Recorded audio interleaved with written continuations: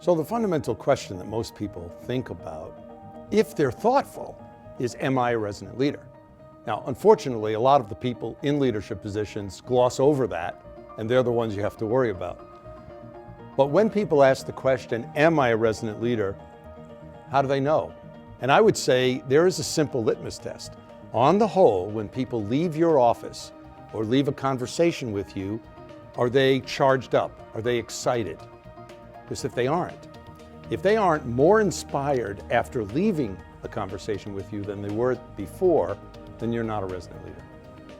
Because the basic thing that a resonant leader does, an effective leader does, is activates the human talent around him or her. So the dilemma ends up being, if this is all common sense, but it's not common practice, why isn't it common practice? Why are so many smart, thoughtful, sensitive people not effective leaders? Well, the important issue is they're not an effective leader at certain points in time. Doesn't mean they never were.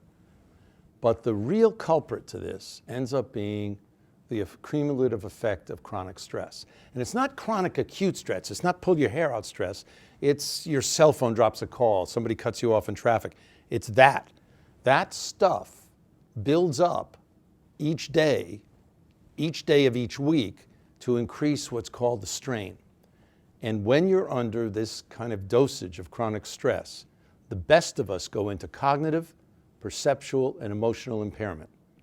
If you meet somebody who says, I am great under stress, I am a stress junkie, I perform my best under stress, you've met an idiot. Because it's physically impossible. Your neural networks and your hormones don't allow that to happen. Because when you're under stress, your body goes into defensive mode. So you start to close down. You close down your openness to new ideas, you close down your openness to other people. And therein is the dilemma. Because if we live our lives under so much power stress, how do we overcome it? How do you deal with all of this chronic stress is have more frequent doses of mindfulness, hope, compassion, and playfulness every day. Some of us can increase that by meditating, yoga, prayer, being in a loving relationship, volunteering with others, having a dog or cat. Works with horses and monkeys, but doesn't work with fish. Because it's the stroking, the petting that is key. All of those things are possible, but you can't get enough doses of it just outside of work. You have to be able to do some of this inside work.